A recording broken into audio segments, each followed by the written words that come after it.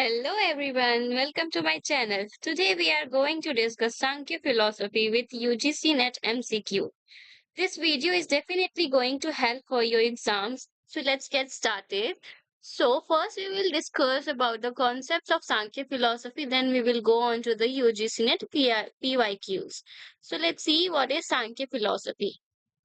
So the name Samkhya or Sankhya literally means enumeration. It means number. So, sage Kapila, who is credited with creating the Sankhya Sutra, developed this earliest philosophical school. So, Sankhya philosophy is developed by sage Kapila, and this sutra is called Sankhya Sutra. Now, this school is well known for its system of scientific inquiry. तो इस school को सबसे ज्यादा अच्छे से जाना जाता है क्योंकि ये साइंस के द्वारा इंक्वायरी करते हैं. Now, this school of thought adhere to Dvaitavad or dualism, which holds that the soul and matter are two different beings. तो ये जो स्कूल है ये डुअलिज्म में बिलीव करता है बिकॉज सोल और जो मैटर है इनके लिए ये दो अलग अलग चीजें हैं. These concepts serve as a cornerstone for all meaningful knowledge as men's misery is thought to be caused mostly by lack of information. तो यहाँ पे वो कहते हैं कि जो भी मेन का जो भी दुखी होता है, पेन होता है, जो भी सारी मुश्किलें होती हैं वो इसलिए क्रिएट होती हैं क्योंकि वहां पे लैक ऑफ इंफॉर्मेशन होता है. Now, let's go on to the next point. To get this information, three fundamental concepts can be applied. So, to know that lack of information, we can know it from three concepts, that is perception, anuman, and that's hearing, that is shabda. So, these three are the concepts from which we can know that lack of information. Now let's see what Sankhya says. Sankhya is one of the orthodox school of Indian philosophy in which the authority of Vedic scripture is recognized. So Sankhya जो है वो वेदा के authority को मानता है. Authority of Vedic scriptures is recognized. Experts believe it to be the oldest school of orthodox philosophical system of Hindu thought. तो ये सबसे पुराना स्कूल माना जाता है according to philosophical system. So let's see next point. According to Sankhya school of philosophy, the universe consists of two eternal realities, that is Purusha and Prakriti. Purusha stands for soul, while Prakriti stands for nature or matter. The Purusa are many and conscious but are devoid of all qualities. They act as a silent spectator of Prakriti. So here we can say that जो world है वो to realities से बनती है. पहला पुरुष, दूसरा प्रकृति. और जो पुरुष है वो सोल के लिए माना जाता है और जो प्रकृति है उसको नेचर और मैटर के लिए माना जाता है. So these two are the most important things that makes the evolution of the world. So let's see the next point. Prakriti is composed of the following three gunas or disposition. तो जो प्रकृति है ये तीन गुना से ही बनती है और इसके तीन गुना से ही ये जो थ्री गुनाज है ये थ्री गुनाज बहुत ही इम्पोर्टेंट है बिकॉज ये हर चीज में होती हैं. जो भी दुनिया में चीजें एग्जिस्ट करती हैं उसके अंदर ये तीनों चीज होती ही होती हैं और ये कभी कभी एक दूसरे पे डोमिनेट करने का भी कोशिश करते हैं. So first is sattvas, that is steadiness. Second, rajas, that is activity. Third, that is tamas, that is dullness. So due to the intertwined relationship between Purusha and Prakriti, an evolution of the world order must occur whenever there is disturbance of equilibrium of the gunas. So liberation, Kevalya, in the Sankhya school of philosophy consists of realizing that Purusha and Prakriti are two different things. तो हम यहाँ पे देख सकते हैं कि जो world है वो टू रियलिटीज से बनी है और जो रिलेशनशिप बिटवीन पुरुषा एंड प्रकृति है उनके थ्रू ही बनी हुई है. और यहाँ पे ये जो तीन गुनाज हैं ये यहाँ पे अपना अपना काम करते हैं और जो लिबरेशन है वो जब मिलता है जब हम पुरुष और प्रकृति को रियलाइज करते हैं कि ये दोनों चीज डिफरेंट होती हैं. Now let's go on to the second topic, that is Sankhya philosophy of evolution. So let's see what are these. So the Purusha and Prakriti. These two are the two ultimate main realities of the world. These two forms and gives to the evolution of first, that is Mahat, and it is also called Buddhi. Then whenever there is Buddhi, at the same time there will be ego also. So that is the second, that is Ahankar, that is ego. Now this Ahankar is divided into three, that is Sattva Ahankar, Rajas Ahankar, and Tamas Ahankar. So this sattva ahankar is divided into three, that is manas. Manas means mind, indriyas of cognition from which you know that your knowledge is eye, ear, nose, tongue, skin, and indriyas of action from which you do your actions. So hands, feet, speech, excre- excretory organ, organ of generation. And this tamas ahamkar is divided into two, that is tanmatras, that is sound, touch, form, flavor, smell. And this bhutas is also called panch bhutas, and these bhutas are ether, air, that fire, water, and earth. So these five are called Panchbhutas of the Tamas Ahankar, and these 25 elements of Sankhya philosophy is very important because it explains you what Sankhya philosophy is. Now we will see the definitions of it. So what is evolution? The world or worldly object are created because of the contact of between प्रकृति and पुरुष. तो जो भी world में जो भी object हैं, जो भी चीजें हैं, वो कब बनती हैं? जब बनती हैं जब there is a contact between प्रकृति and पुरुष. The प्रकृति alone cannot create the world because it is material. तो ये कहा जाता है कि जो प्रकृति है वो अकेले नहीं बना सकता दुनिया को, क्योंकि ये मटेरियल इन नेचर होता है. In the same manner the purusha can't create the world independently because he is inactive. So purusha भी नहीं बना सकता है वर्ल्ड को अकेले क्योंकि वो इनएक्टिव होता है. तो जो भी इनकी क्वालिटीज है, पुरुष एंड प्रकृति के दोनों के क्वालिटीज जब मिलते हैं तो ये वर्ल्ड के ऑब्जेक्ट्स जो है वो बनते हैं और ये क्रिएशन ऑफ वर्ल्ड अपने आप होता रहता है. So hence the contact between Prakriti and Purush is necessary for evolution to start, though they possess different and opposite nature. So let's see the first evolution of Sankhya philosophy, that is Mahat. Now Mahat is the first product of evolution. It is cosmic in nature. Beside this fact, it has psychological aspect in which it is called intellect or buddhi. Here it is important to mention that buddhi should not be understood same as consciousness. So buddhi is different from consciousness. And next we will see the second evolution, that is ahankar. Ahankar means ego. So ahankar is understood as ego in English. In the second product of it is the second product of evolution. Ego is identified as I or mine feelings of an individual. Every individual has buddhi, and since ahankar is a practical element of buddhi, it is found in all individual. ये सारे व्यक्ति में पाया जाता है अहंकार, क्योंकि उनके पास माइंड होता है. जिनके पास माइंड होता है उनके पास ऑटोमेटिकली ईगो जो है वो फॉर्म हो जाती है. Now we'll see the third evolution, that is manas or mind. According to Sankhya philosophy, manas or mind is neither eternal nor atomic. It is constituted with parts, thus can come into contact with different sense organs simultaneously.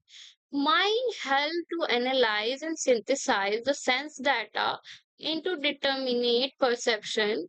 Being an internal sense organ, it is aware of objects belonging to the past, present, and the future.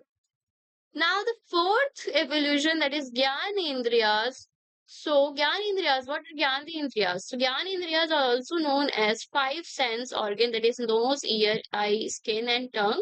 So, on Sankhya view, sense are imperceptible energy of force which exist in the perceived organ and apprehends to the object.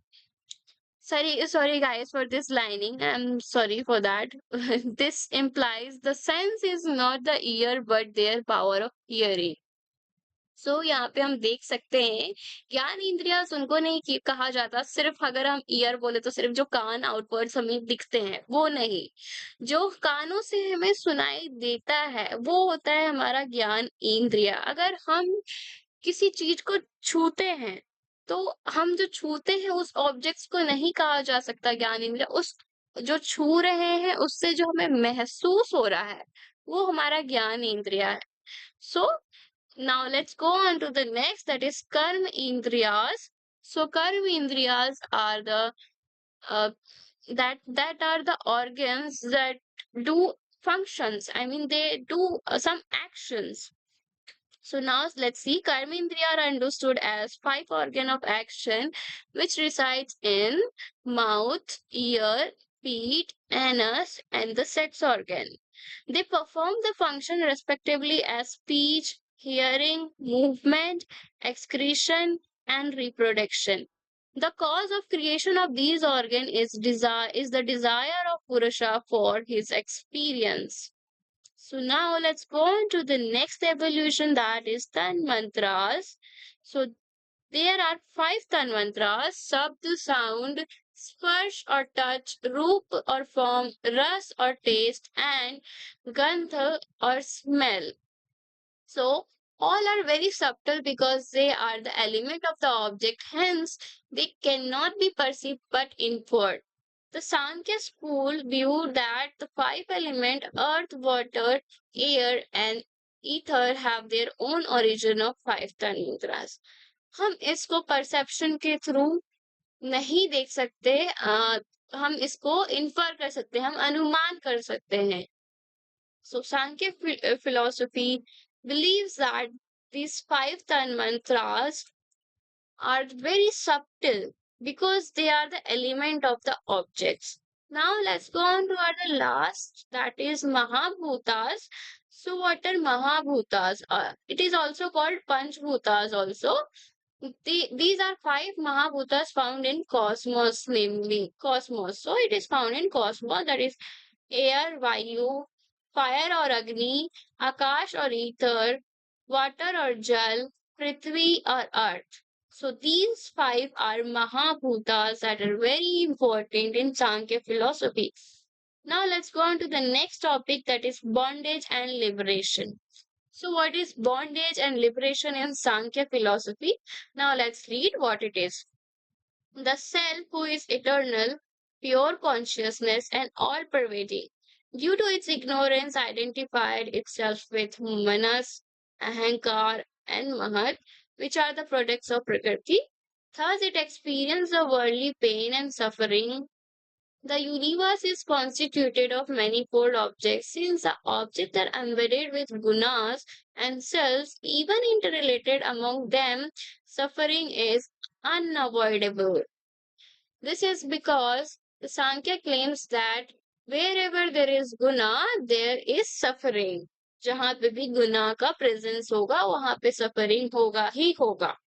Further, they said that the life in heaven is also controlled by gunas.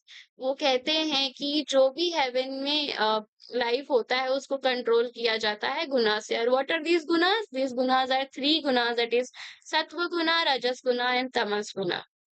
Now, since there are suffering and bondage, there are also paths leads to liberation, emancipation or salvation. On Sankhya account, there are two sorts of liberation. These are Jivan Mukti and Videha Mukti. Jivan Mukti are those in which we get liberation when we are alive, and Videha Mukti when we get liberation after life. So let's see it in a little bit of definition what it means. The self attains freedom from worldly suffering and realize truth in one's life. Living in the earth is known as Jivan Mukti. In case of Videha Mukti, the self attains complete liberation from all sorts of suffering.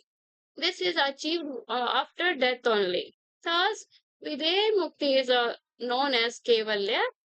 This is understood as liberation from the gross body. The Sankhya theory of liberation termed as upwork, the Purusharth, or the summum bonum of life.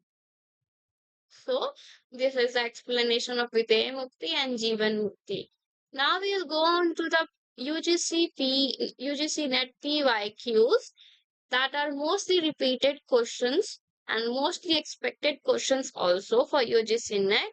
So it's very important to see this MCQs also so that your preparation will be very well. Now we'll start. So first question is statement 1. The Sankhya, here there is a spelling mistake. Just ignore it, okay? The Sankhya theory that causation means a real transformation of the material cause into effect. It logically leads to the concept of evolution as the ultimate cause of the world of object. So here in statement 1, Sankhya theory causation वो कह रहे हैं कि जो real transformation है वो material cause है और वो मटेरियल कॉज इफेक्ट में ही कन्वर्ट हो जाता है that is transforming into effect क्या ये कॉन्सेप्ट ऑफ एवोल्यूशन जो है ये सब अल्टीमेट कॉज है जो भी वर्ल्ड में ऑब्जेक्ट्स है उसके लिए now statement 2 the second type of ultimate reality admitted by Samkhya is the self the existence of the self must be admitted by all. Cause of evolution is Prakriti. So, we can see that statement 1 is false and statement 2 is true. The second type of ultimate reality is self, that is Purush. So, our answer will be option number G, that statement 1 is false, but statement 2 is true. Now, let's go on to the second question. Which of the following statements are true? A. Sankhya means the philosophy of right knowledge. Samyak Khyati. B. Sankhya is pluralistic spiritualism and uncompromising dualism. Third, that is, right knowledge is the knowledge of the association of Purusha with the Prakriti. D. Sankaracharya regards Sankhya as main opponent of Vedanta.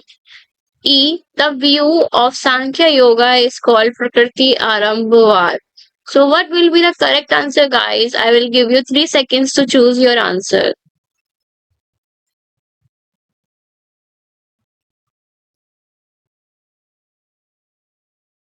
We can see that the Sankhya means a philosophy of right knowledge. It is correct. And the Sankhya is a pluralistic spiritualism and uncompromising dualism. It is also correct. Purusha and Prakriti, that is dualism. Right knowledge is the knowledge of the association of Purusha with Prakriti. No, this is wrong. Sankaracharya regards Sankhya as a main opponent of Vedanta. This is correct. And the view of the Sankhya Yoga is called Prakriti Arambhavad. No, this is wrong. So our answer will be A, B, D. That is in the option number C. Sorry guys, wait. Option number C, that is A, B, and D. Now we'll go on to the next question, that is question number 3. Which of the following Indian school of philosophy does not reject Vedic authority? Charvak philosophy, Buddha philosophy, Sankhya philosophy, Jaina philosophy. This is very easy question. The answer will be Sankhya philosophy. So Sankhya philosophy does not reject Vedic authority. You have to remember this. Now question number 4, that is list 1 gives 25 metaphysics category of Sankhya and list 2 provides their type. So here it will be list 1 guys. Here there is some error. Okay, let's see what is written in list 1 and list 2. So list 1. Types, that is cause only, effect only, both cause and effect only, neither cause nor effect. So metaphysical categories Purusha, Mahat, Ahankar, and 5 subtle substance, 5 sensory organ, motor organ, Manas, and 5 gross bodies, Prakriti. So now we will do match Matching. So, what is the correct answer? We all know that cause only is Prakriti. So, cause of everything that is Prakriti. So, now we will see effect only will go with five sense organ, five motor organ, and manas, and five gross bodies. And both cause and effect will go with this Mahat Ahankar and five substantial essence. Neither cause nor effect will go with Purusha. So our right answer will be option number A. Now we'll go on to the question number 5. That is in Sankhya, the equilibrium of the three gunas is called option A Purusha, option B Mahat, option C Prakriti, option D substantial essence.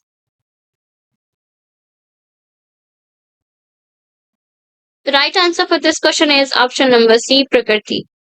Now, in Sankhya philosophy, evolution is considered to be option A teleological process, option B linear process, option C mechanical process, option D novel change.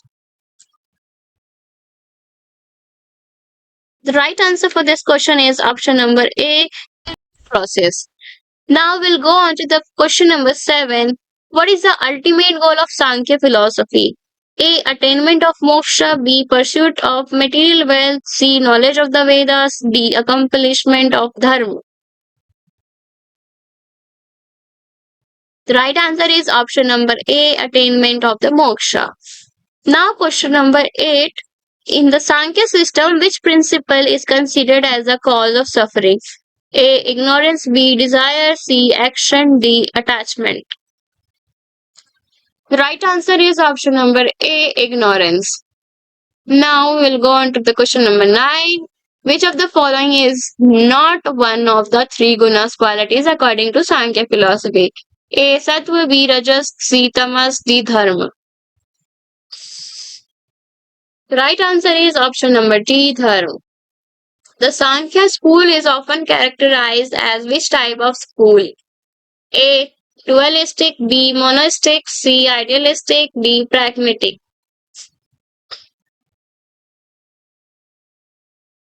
The right answer for this option number A, dualistic. They believe in Prakriti and Purusa, that is to be considered as dualistic. Now, question number 11. The ultimate realization of Sankhya philosophy is often summarized as A. Identification with the cosmos. B. Realization of the oneness of all being. C. Understanding the distinction between Purusha and Prakriti. D. Attainment of supernatural powers. Right answer is option number C, understanding the distinction between Purusha and Prakriti. Now, question number 12. In Sankhya philosophy, the distinction between the seer and the seen is primarily illustrated through the concept of A. Tattva, B. Avidya, C. Vivek, D. Pratyaksh. The right answer is option number C. Vivek. Vivek means knowledge. Now, question number 13. Which of the following best describe the relationship between Purusha and Prakriti in Sankhya philosophy? A. They are identical. B. Prakriti is a manifestation of Purusha. C. Purush is dependent on Prakriti. D. They are separate but interact. The right answer is for this question is option number D. They separate but interact. Now, question number 14, that is in the context of Sankhya philosophy, the term Prakriti refers to A. The ultimate reality, B. The individual soul, C. The material cause of the universe, C. That is D. The cycle of rebirth. The right answer for this question is option number C. The material cause of the universe. Now, question number 15. Which of the following best captures the nature of Kaivalya in Sankhya philosophy? A. Union with the divine. B. Isolation of the self from Prakriti. C. Rebirth in a higher form. D. Ethical living. So, guys, this is the last question for this session.